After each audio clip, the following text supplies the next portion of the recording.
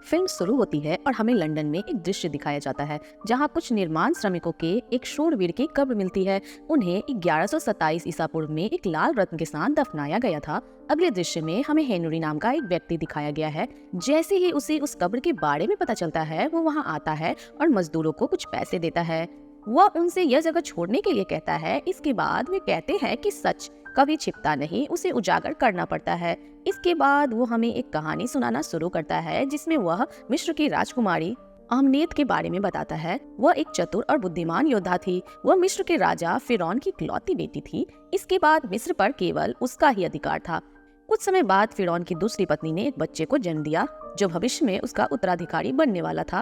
अहमनेत यह देखकर बहुत क्रोधित हुई क्योंकि वो सब कुछ खोने जा रही थी। वह अब मिस्र की उत्तराधिकारी नहीं बनेगी। वह उससे बदला लेने की योजना बनाती है। वो मृत्यु दानव के साथ एक समझौता करती है कि वो उस दानव को इस दुनिया में लाएगी और खुद भी दुनिया पर राज करेगी। इसके बाद वो अपने पिता और उसके बेटे को मार देती है। अब वो एक राक्षस को इस दुनिया में लाने के लिए एक इंसान को चुनती है, लेकिन ऐसा करने से पहले ही उसे जिंदा पकड़ लिया जाता है और उसे मिस्र से दूर एक ताबूत में मम्मी के रूप में दफना दिया जाता है। वह कई वर्षों से यही दफन है। दृश्य बदल जाता है और हमें वर्तमान समय दिखाया जाता है जहाँ दो अधिकारी निक और क्रिश आतंकवादियों पर हमला कर रहे हैं। आतंकवादी कई बार उन्हें मारने की कोशिश करते हैं, लेकिन वे किसी तरह अपनी जान बचाकर भाग जाते हैं। इसके बाद वे बमबारी वाली जगह देखते हैं जो अंततः एक कब्र बन गई। निक वहां जाने वाला था, लेकिन उनके वरिष्ठ अधिकारी आते हैं और उसे वहां जाने से रोकते हैं।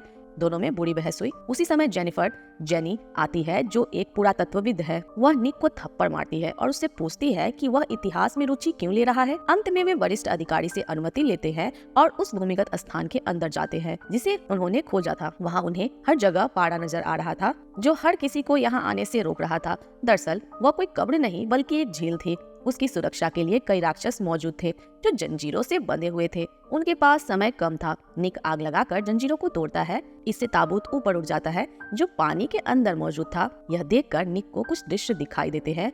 वह अहमेद को लगातार देखता है। इसके बाद उसके दोस्त क्रिश को मकड़ी ने काट लिया। इसके बाद उन्हें अपने शरीर में अजीब अजीब बदलाव महसूस होते हैं। जैसे ही वो बाहर आते हैं और ताबूत को वहाँ से खींचते हैं, बहुत सारे कौवे वहाँ आने लगते हैं। ये देखने में बहुत अजीब था। जैसे ही वो ताबीत को हवाई मार्ग से ले जाते हैं, क्रिश असामान्य व्यवहार प्रदर्शित करना शुरू कर देता है।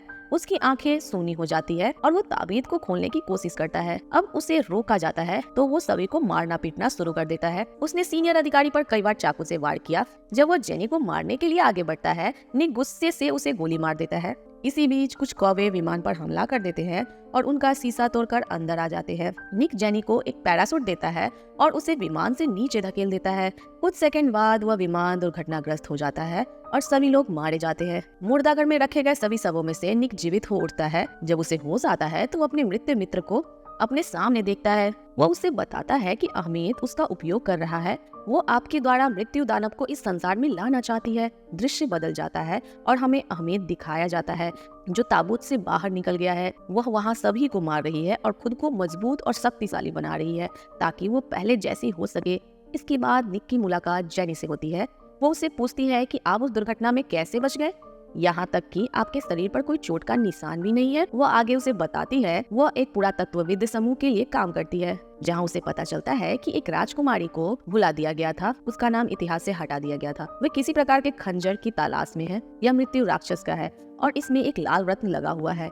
यहाँ बताया गया है कि वह खंजर और वह लाल मणि राक्षस को शक्तिशाली होने का एहसास कराती है। यह उस सूरवीर की किताब में लिखा था जिसे उस लाल रत्न के साथ दफनाया गया था क्योंकि उसने लाल रत्न चुरा लिया था। वो कहती है कि कुछ समय पहले ही उस कब्र का पता चला है तो वहाँ वह रत्न भी होगा। यह कहती है कि यह कब्र हमें अहमेद के पास ले जाती है जो मिस्र की राजकुमारी थी। वह बताती है कि उसने अपने पिता और उसके बेटे को क्यों मारा। निक का दोस्त क्रिश उसे बुलाता है। वो उससे कहता है कि वो दोनों अमर है और वो हमेशा जीवित रहेंगे, इसलिए आप उस विमान दुर्घटना में बच गए। आपको इसके अनुसार ही करना होगा, अन्यथा यह आपके लिए अच्छा नहीं होगा। इसके बाद जेनी को उसके सीनियर का फोन आता है। वो उससे निक को अपने साथ लाने के लिए कहता है। जेनी निक को अपने साथ आने के लिए कहती है, लेकिन वो मना कर देता है और कहता है कि हमें पहले उस ताबूत के पास जाना चाहिए। जब वो ताबूत के पास पहुँचे तो उन्होंने अहमेद को देखा जो कई लोगों को मार रहा है और शक्तिशाली बन रहा है। वह निक पर हमला करने आती है।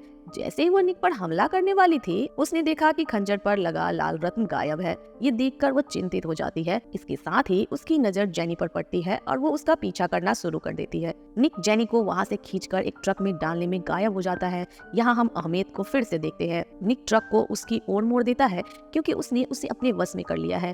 तेज रफ्तार होने के कारण वह ट्रक नीचे गिर जाता है। अहमेद जेनी को मारने ही वाला था कि पुरातत्वविद समूह के सदस्यों ने उन्हें पकड़ लिया। वो उसमें से 3 को अपने साथ अपने मुख्यालय लाते हैं। यहाँ पता चलता है कि जेनी का बॉस कोई और नहीं बल्कि हेनरी है। वह उन्हें बताता है कि वह स्वयं एक राक्षस है। जब उसे अजीब महसूस होता है तो उसे एक इंजेक्शन लगाना पड़ता है। अब उन्हें उस स्थान पर ले जाता है जहाँ अहमेद रखा गया था। वो अपने शरीर पर कुछ उपयोग कर रहे थे। फिर दिखाया जाता है कि लाल रत्न उस खोजे गए स्थान से मिला है। जेनी अपने बॉस से पूछती है कि क्या वह निक को मार डालेगा या नहीं। तब हमें पता चलता है कि वह उस राक्षस को भी इस दुनिया में लाना चाहता है और वह निक के शरीर का उपयोग करेगा। इसके बाद वह उसकी जांच करने के लिए उसके शरीर को चीर देगा क्योंकि निक ने हजारों वर्षों के बाद राक्षस को सक्रिय किया। अब अहमेद ने उस राक्षस को इस दुनिया में बुलाने के लिए उसे चुना है, इसलिए वे निक को मारना चाहते हैं। दूसरी ओर अहमेद एक कीट की मदद से अपने एक आदमी को अपने वश में कर लेता है। वह खुद को आजाद कर लेती है। हेनरी की बात सुनकर निक नाराज हो जाते हैं। वह हेनरी का इंजेक्शन उससे छीन लेता है।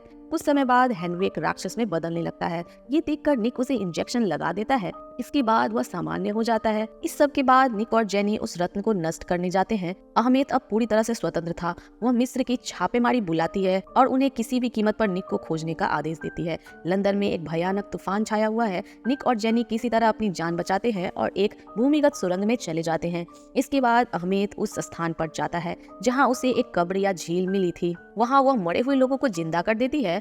वह सभी राक्षसों को मार देती है और वह लाल रत्न ले लेती है। दूसरी ओर निक और जेनी का उन मृत लोगों द्वारा पीछा किया जा रहा है।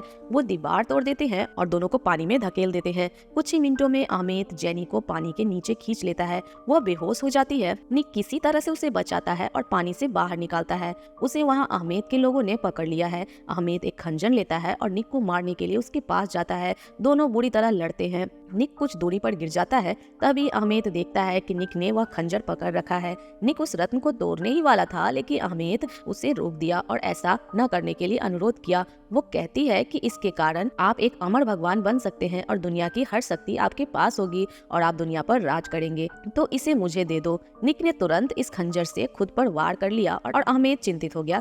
इसके बाद मृत्यु दानव के सभी गुण और शक्तियाँ निक में आ जाती है। वह निक को नियंत्रित करता है, लेकिन जैसे ही निक जेनी को देखता है उसे कुछ याद आने लगता है, लेकिन वह अपनी स्थिति पर काबू पाने और खुद को नियंत्रित करने में सफल हो जाता है और अहमेद को मार डालता है। वह जेनी की जान बचाने में भी सफल हो जाता है। जेनी को होश आ गया। दृश्य यह दिखाने के लिए बदल जाता है कि निक ने मिस्र की यात्रा की है और अपने दोस्त क्रिश को वापस जीवित कर दिया है। अब वो अपनी मंजिल के लिए नए रास्ते की तलाश में था। फिल्म इसी के साथ खत्म हो जाती है।